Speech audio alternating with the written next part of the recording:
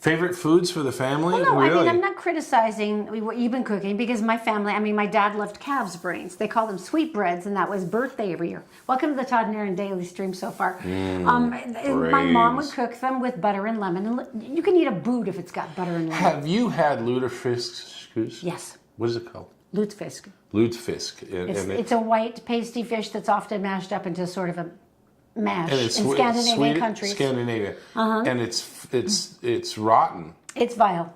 It's rotten. They rot it. There are many delicious, delicious foods out of Norway. That was not one of them. No. I'm trying to think which one I think I'd like. Many people would consider haggis, which is a proud dish of our native country, a troubling stomach thing. with stuff in it. It's where it goes anywhere. Anyway, so today we're doing something a little different. We're doing cow tongues. What do you call this? The food that tastes you back? Yes. It'll be fun. Now, you did this once before, and you inflicted it on our poor, sweet, innocent daughter when she was like 2. I believe that everyone's tastes have matured, or at least been horrified. I just want to say one thing. She wasn't fluent at that time in the language of she English. was 2. And yet, you'll see in the video the word more, more, more. She worshipped her daddy. She would eat anything you gave her. Screw the talk. Let's go. Let's go. Beef tongue. I am bored to death of chicken. And that's why today we are going to make something a little special. Now, first of all, let me show you the ingredients here. Just garlic, onions, and bay leaves. That's it. See? 3 ingredients. Boom. That's it. And of course, the main part of the dish is cow tongue. That's a cow tongue, folks. It came out of a cow's head. Now, why am I doing this? Number one, did you know that this is like over $4 a pound?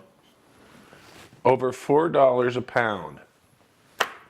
There's another one. There's that scratchy bit. $4 a pound means that it tastes really good. Tacos, unbelievable. And the taste on this, it's like concentrated beef flavor, and it's really good, and it's very, very lean. And it's just delicious, and all you have to do to cook it, because it's incredibly easy, is put it in a pot and cover it with water with these ingredients, and that's all you have to do. Before I do that, this is considered an offal. You're like, no duh, Todd.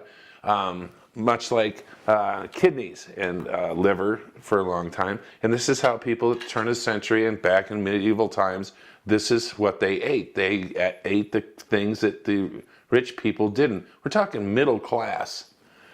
Like they wouldn't get a steak. I got tongue juice on my glasses. Ew. They would get stuff like this. They're called offals. AWFOL. And they learned how to make delicious food. And here's one of the things. Snout to Tail was the book. And it talked about different stories. That was an English book. Another one, great thing that just makes me understand this. Let's go to Louisiana. Let's go to the bayou. Let's go to Cajun country. And a 400-pound pig is about to be dispatched. And let's say this is turn of the century. No refrigeration, so here's the pig, and now the pig's no longer. Now the guy who's doing this has promised and bartered out for a wheelbarrow or something, a shoulder, and then maybe the intestines for sausages to someone else, and blah, blah, blah. When they dispatch the pig, everyone there has to be there.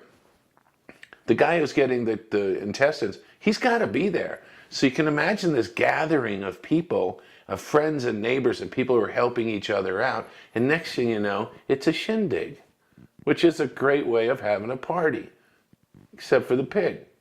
Now in this case, the tongues used to be thrown away. A bunch of stuff used to be thrown away. And now people are rediscovering it. I fell in love with beef tongue when I lived in Boston and I was a kid, and my friend took me to a Jewish deli and we had tongue sandwiches, and I remember saying, I'm going to cook these someday. Well, I've been doing it for several years, and so I just want to show you how to do it. And it is so simple. And don't let this bother you, okay? Don't let that bother you. Or don't, it's not like I'm going to taste you back or anything. So it's like, how you doing? Oh, pretty good. I'm doing good. You're doing good? I'm doing good. Okay, let's go in the pot. All right. That's heavy. All right, so as simple as it can be. As simple as it can be. All right, so you're not going to be using the vegetables and stuff. It's just for the stock. It's just for cooking. And you can do this in a slow cooker if you want. I don't want all those onions. And I want that.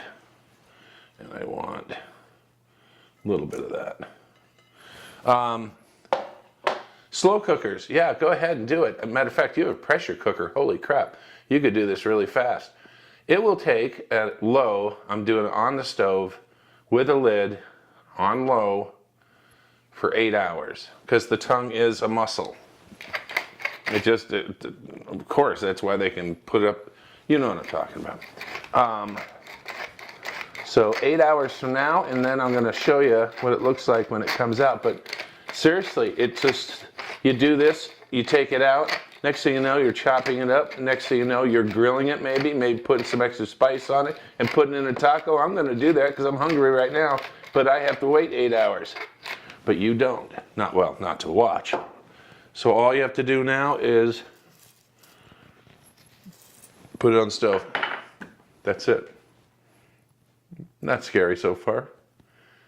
Well, that is the scariest part that you just watched, especially with them talking. Okay, let's take it to the stove. 8 hours is a very long time. And as you can see right here, I have one of the tongues, and I'm going to basically peel the outside off. This is, if you have a weak stomach, well, screw it, you wouldn't be watching this in the first place. So basically what you do is, as it's cooled down, you just take the outside off. Oh, stop complaining. I'm the one touching it. And roll it over. I think this cooked too much, because usually it would be firmer than this. But look at that, done. Done. So I'm going to let this cool. Hang on one second, I got something else. Oh, here's the other one. I'll get this out of your way because it's kind of gross. And here's the other one here. Turn it like this. Oh, look. They're French. I've been waiting 8 hours to do that. The weird thing is I had 3 of these, right? Hey, where's our cat? Cuz cat got your... Never mind. Hey, Erin, I want you to come in and taste the beef tongue. No. Come on. No. Come on. Was it 5 years ago you wouldn't? I think you've... Never gonna happen. 5 years ago. Seems like yesterday. My daughter, Zoe, and she was 2 years... You know what? It's like it happened just yesterday. Erin's downstairs. We'll see if the critic likes beef tongue. Hi! Are you brushing your teeth? Yeah? Would you like some beef tongue? How's that? Mom. You want more? Is that really good? You like that? Mom. Yeah? How much more do you want? Do you want the whole tongue? Yeah? Okay. I'm gonna go. You got a little toothpaste right there. Okay. I'm gonna go get you some more, okay? Okay. I'm back with more. Mom. You're back. I showed him when you were 3. I heard about that. And you loved it. You didn't speak a lot back then, but the word more. You kept more. More. And Mom won't eat it. She's disappeared. And so here we are with beef tongue. Something you had a long time ago. You want to bite? Small bit, please. Small bit? That's not small. It is. Tastes like normal beef tongue, but beef. Tastes like beef. Except for Soft. super salt. No, salty. Oh, is it? I put some salt on it. So what do you think? How would you eat this? What would you put it with? The soup that you make. Make some soup? Because you always put beef in it. I do put beef in soup, don't I? Yes. We should give it to friends, but I don't think we should tell them what's in it. What it's made of tongue. We should say it's just beef and then Let's say it's just beef. make them eat it and then they'll figure it out. Then we'll tell them. Thanks for helping me. No problem. All right. Let's get out of here. The Todd and Erin Daily Stream is brought to you by PC Laptops, with desktops and laptops starting as low as $7.99 with a lifetime parts and service warranty. They fix phones too. Go to PCLaptops.com. All right, welcome back, everyone, to the Todd and Erin Daily Stream. Utah State Legislature, I live for this every year because you're thinking there's going to be some key things like maybe taxes and roadways, and clearly education is the big one here since we're like the lowest spending in the nation. But wait. You're thinking maybe health care and helping people who need it. Screw that.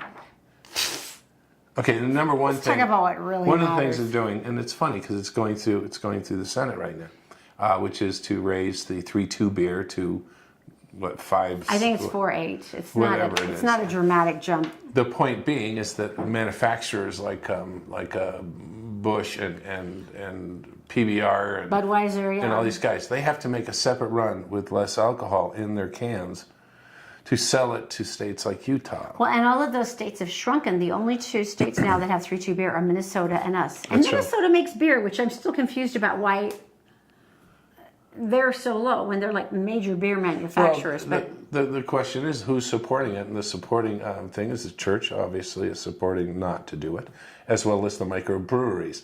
Who Explain the who microbreweries. thought they'd be teamed up? Explain this one. Well, they sell their stuff full strength at the liquor store. Mm-hmm.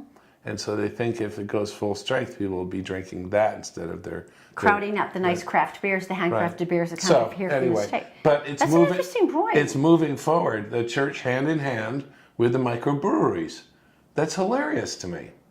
So anyway, that's a good one. But I guess. I have the big one. And once again, Stay with me we on always this. wonder why the lawmakers selected this Bill. this hill to fight on. You know what I mean? And here's this one. Bill 151. Yes. This is going to allow a Utah driver to run a red light during extremely low traffic. I'll read that again.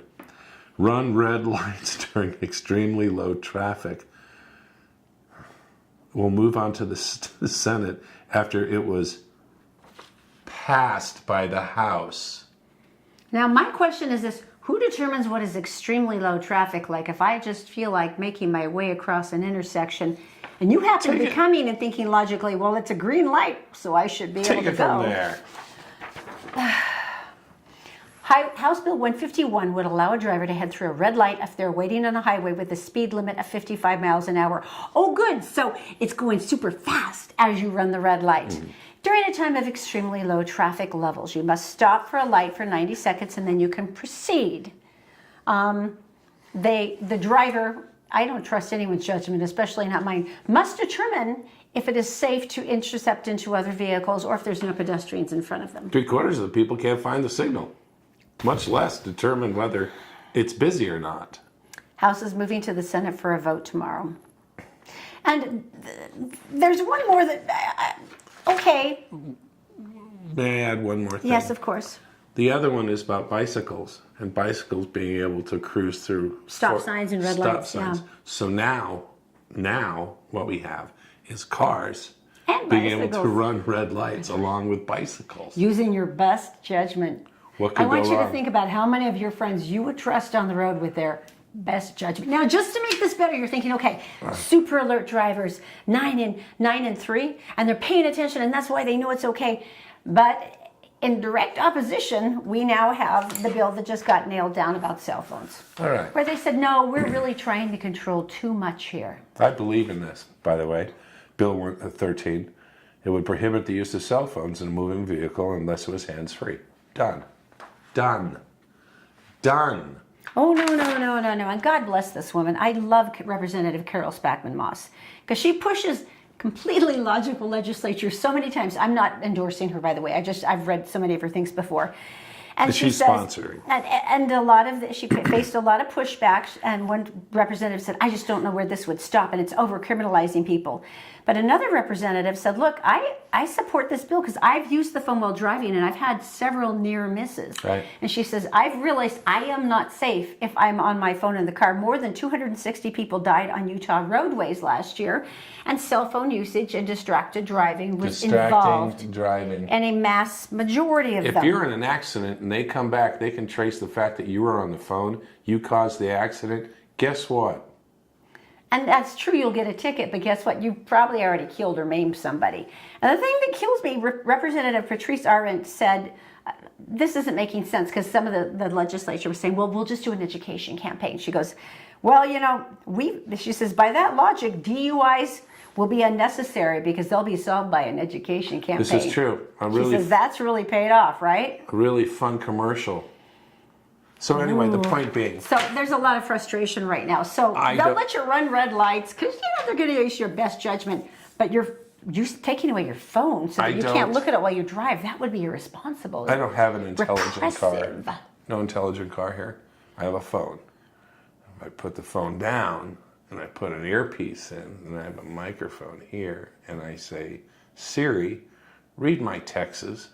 And she will read the text. Which one would you like? I say, oh, this so. Siri, yes, Todd.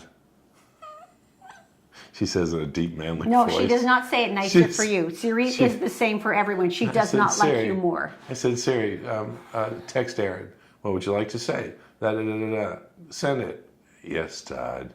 And then she says... Siri doesn't have a crush on you. But you're going to have to accept this. So anyway, yeah, hands-free, absolutely, absolutely. How many times have you seen it? The swaying, the bobbing, the slowing down, the speeding up. It's like... I've seen people reading on their phones on the freeway. Or watching a show. Like, and Saw a guy watching a video.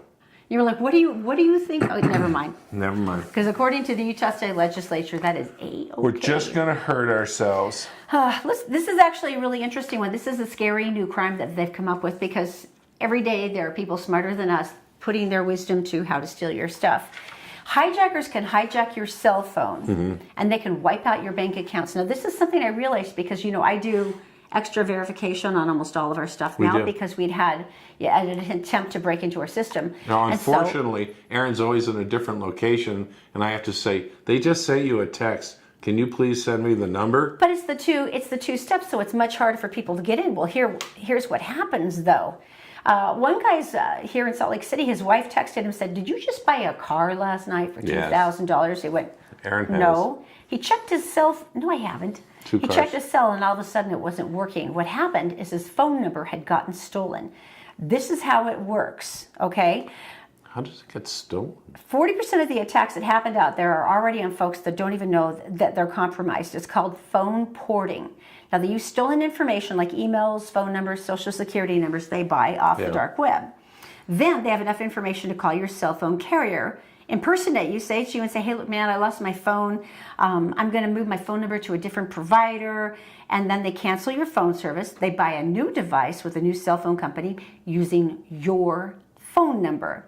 And then, of course, they call the bank and they go, look, man, I got to get a new password code. I'm exhausted. And I got information because it's your cell phone number and a text, and they have enough of your personal information to say it. So then they do that. They can also configure your Venmo or your PayPal stuff. And once they've got the device, you have to remember, once again, all the stuff comes through your device for that final approval. And they've got everything. I'm exhausted just listening to the criminals work. What they're saying now is that in order to fight off the porting, number one, you got to be a pain in the butt and make all of your passwords incredibly annoying again. They have to be lengthy and exhausting and stupid so that they're not like your kid's birth date or your nickname. And I know it's a pain. I'm really, really sorry. I have some good ones. And they said if you ever get any weird emails or texts, do not assume that it's just like, oh, they got the wrong number. You have to be paranoid and everyone know and follow it up. Oh, boy. But it's better than having your entire bank account drained, so If there's anything we can share with you right now, we're going to share you the foolproof method. 100% guaranteed way not to get scammed. Are you ready? Yeah. Don't have any money. It's working out super It good. really is. It's just like you go to I bed. think we might have had scammers actually send us money. I'm not I sure. think that we got that dollar. Yeah, right? And I'm okay with We that. have a dollar Like, over here, you here. guys, go buy some coffee. So silly. I'm okay with that.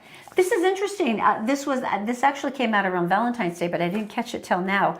There is a report now where they have gone through every state in the country and they have picked your favorite couple, the state's favorite couple, from different TV shows. Now there were some Get out. there were some that I thought were hysterical. Damon and Elena from Vampire Diaries. Jack and Rebecca from This Is Us. I've heard a From lot what about states? that. From what states? Jim and Pam from the Idaho for The Office, which I Okay. thought is sweet. That's cute. Outlander in Massachusetts, that's Claire and James. They had a couple, like, for instance, Orange is the Friends. New Black, Pussy and So-So. Same thing in Washington, Virginia, Washington, that was their favorite. Right. Here in Utah, we are the only ones in this nation that went for the Gilmore Girls. We're the only ones. Luke and Lorelai. So there were some, like Jughead and Betty from Riverdale, Chuck and Blair from Gossip Girl, Jackie and Kelsa from the 70s show. But we were the only ones that went with the Gilmore Girls. Why And don't they we were a just cute couple. Why don't we just go with Little House on the Prairie? But I was still interested in Orange is the New Black. I've seen the show a few times and I'm like, that's not like a big romance thing. Where are we from, girl? Where are we from? What is our legacy? Gilmore Girls? No, Scotland. Wait, before we do that, I have to tell you about Oh, okay, the go other ahead. married issue. Oh, I thought that was it. No, because while we're talking about favorite couples, here's something that was interesting. They did a huge Utah study because they wanted to know what people thought about married names. More than 70% of Utahns believe that a woman should change her last name to her husband's after getting married. Now, when we got married, I was using Fraser. I was using my mother's, clan name for a professional name. And I thought, oh, well, we'll just stick with that. And then at home, we'll have the same checkbooks. No. It was collared instantly. Why? Well, everyone wrote it out. Everyone. I couldn't get that's anything true. under Fraser anymore. That's I went, true. It's collared. And I'm okay. I like being a collard. But your credit was better. See, this is paying know, off for right? you. My sister did not take her husband's last I name. wouldn't care. Well, I didn't think it did either, but this is interesting. They actually did the study, and what they did is they did a fictional scenario using the same woman named to Bill Cook, 3 different last names, Carol Sherman, Right. Carol Sherman Cook, or Carol Right, Cook. right. And then they did the scenario of Carol's been spending a lot of extra hours at her office job, hoping for a promotion. Bill is starting to feel burdened in her absence. He's having to pick up slack in the housework. And then people took the survey and asked how committed they felt that Carol was to the marriage. This is ridiculous. The people, if they voted on her maiden name, then it tended to be primarily women. If they said this woman is obviously not invested in her marriage, if she's using her maiden name or a hyphenated name, it tended to be overwhelmingly men. But in the end, 70% of the people felt Carol was not as invested in her marriage because she was not using her married name. Isn't that interesting? They felt like it was a perceived neglect of the entire marriage. And they also, 50% of them thought it should be a legal state requirement to change your name to your husband's. that's wrong. 50%. On Facebook, everybody hyphenates because they want you to be other people to find you. Yeah, if you have a by your maiden name, kids from high school, people can look you up. I wouldn't. That would be fine with me. I would change my name to your name. I don't care. 40 to 70% of Utahns, if I were using my maiden name, I would not be as invested in our marriage. Plus, and you are a lot like Cher, because we're known as Todd and Erin. Yeah, the last name doesn't really pop into it much anyway. One guy gave me crap on Facebook. He goes, "Why do you always say Todd here? I always start with Todd here." And I said, "Because my wife, it's Todd and Erin Collard, is our Facebook." Just so if you want to hate one of us, Right? you know which one to despise. So I say for the Todd comment. here. I'm being funny.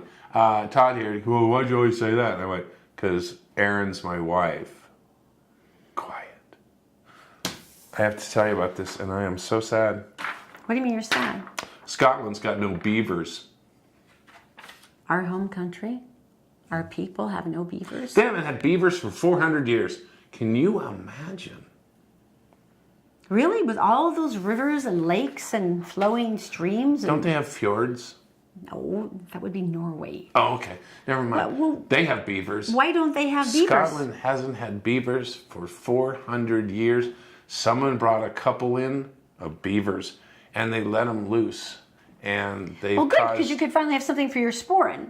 It's true. This Sporran is true. is the bag, the ornamental bag men use in front of their kilts, and it's usually made of the fur of some sort of creature. But right until now, they were made out of thorns.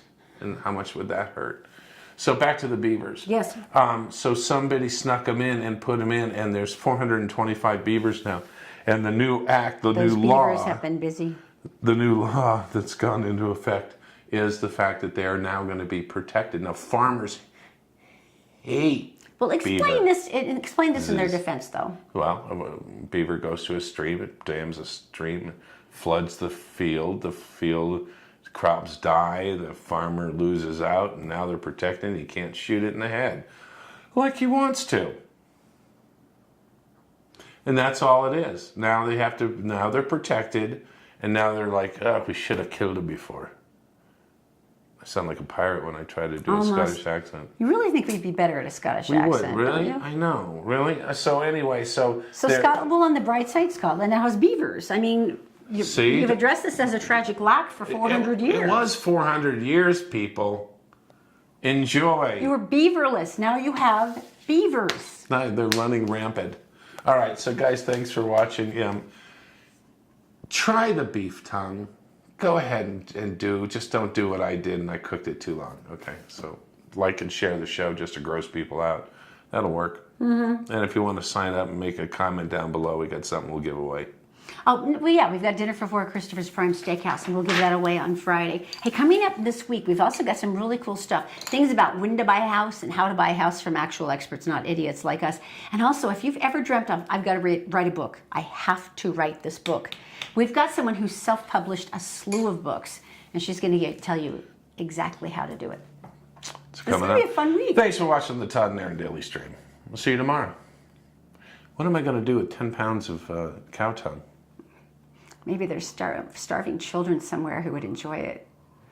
Somewhere out of my house. We really have to find some really hungry kids. And have to be really